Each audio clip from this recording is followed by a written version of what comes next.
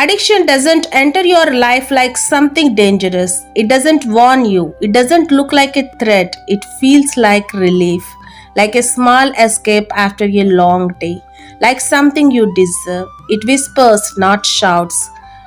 Just this once, it will help you feel better. And in that moment, it does. It gives you comfort when you feel stressed. It gives you distraction when you feel empty. It gives you control when everything else feels uncertain. So you trust it, you welcome it, you repeat it. But slowly, quietly, something begins to change. What once felt optional starts feeling necessary. What once felt like a choice becomes a pattern, and that pattern becomes a dependency. You stop doing it because you want to and start doing it because you feel like you need to. And the most dangerous part is you don't even notice when the shift happens until one day you try to stop and you can't. That's when it hits you. This isn't helping me anymore. It is controlling me. It is deciding how I feel, how I act, how I spend my time. It is slowly taking pieces of me away, my focus, my discipline, my confidence, my peace, and the longer it stays, the more it takes. But listen carefully, this is not your identity, this is not who you were meant to be. This is something that entered your life, something you learned, something you repeated, and anything repeated can be broken. The moment you become aware of it, the moment you see it clearly, is the moment your power begins to return. Number one, face the truth. The hardest battle you will ever fight is not against the addiction itself, it is against the version of you that protects it, the voice inside your head that justifies it, that defends it, that keeps it alive. It is not that serious, other people are worse. I have had a stressful day, I deserve this. These thoughts feel harmless, but they are the foundation of your addiction. Because as long as you believe them, you will never truly try to change. You will delay. You will postpone. You will keep saying tomorrow while repeating the same pattern today. And slowly, tomorrow turns into weeks, weeks turns into months, and months turn into years. And one day, you realize you didn't just lose control, you lost time.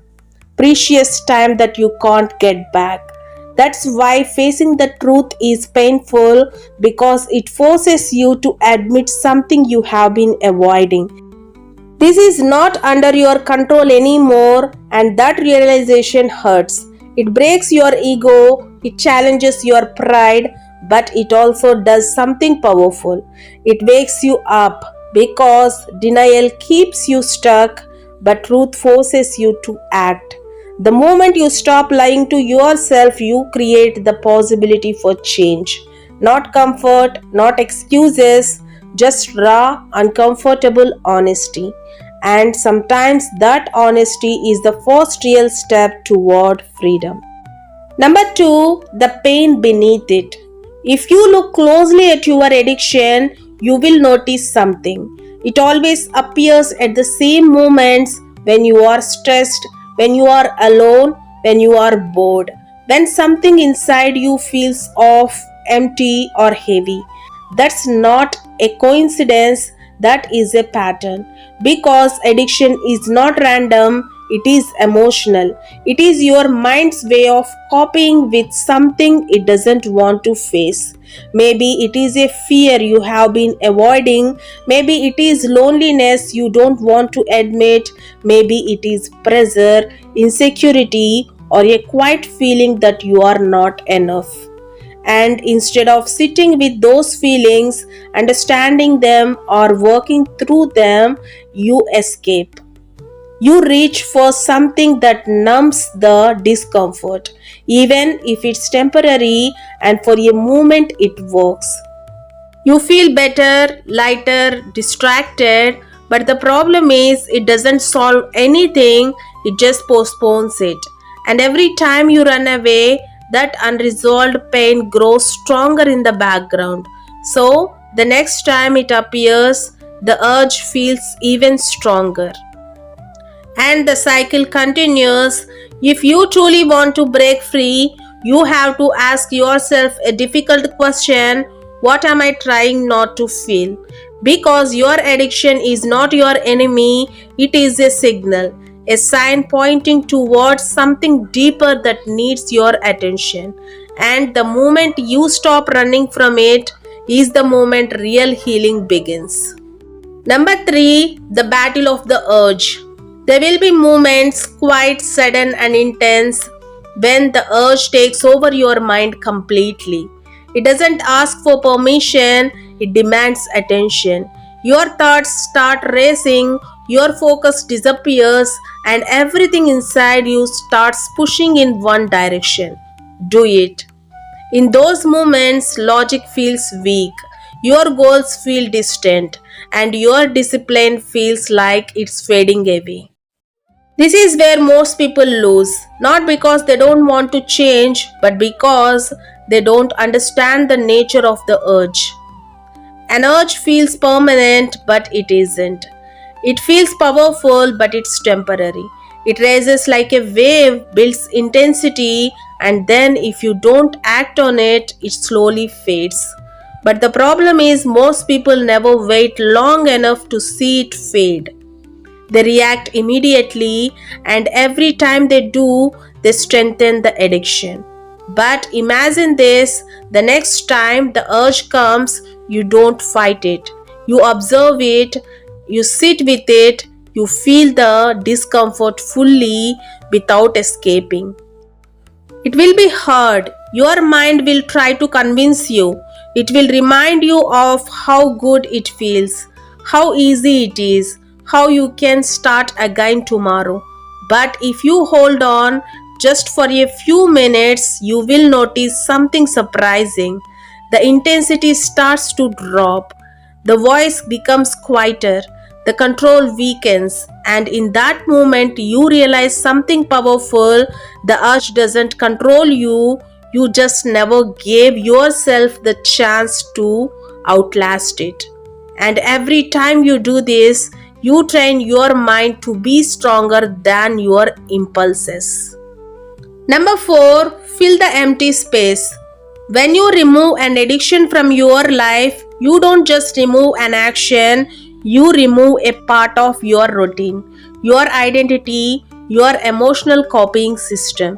And what's left behind is space, silence, emptiness. And that emptiness can feel uncomfortable, even scary, because you are not used to it.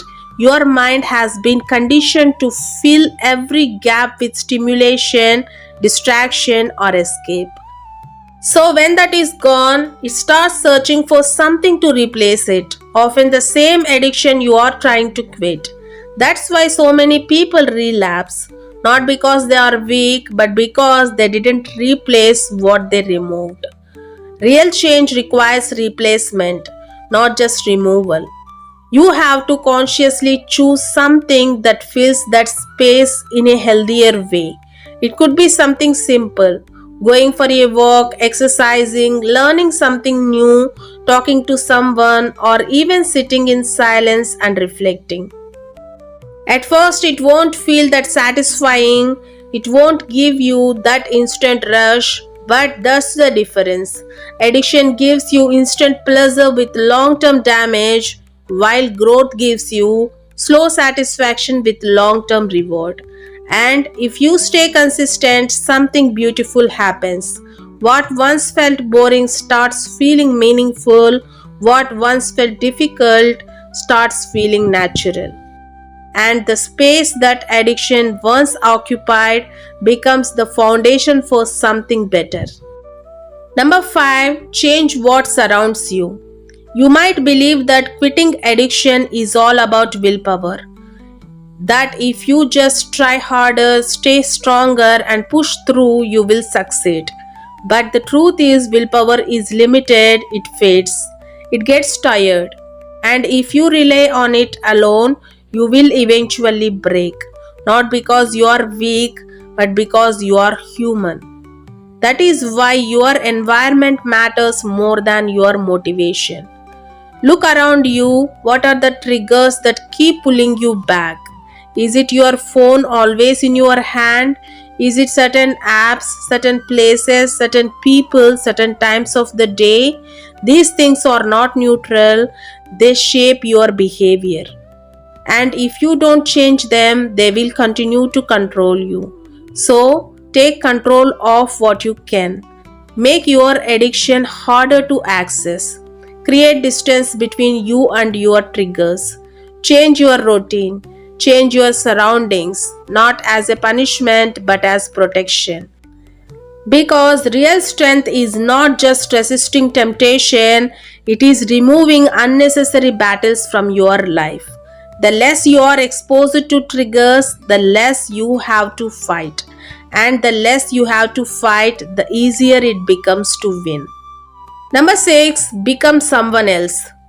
Most people try to quit addiction by focusing on what they need to stop doing, but they ignore something more powerful: who they need to become.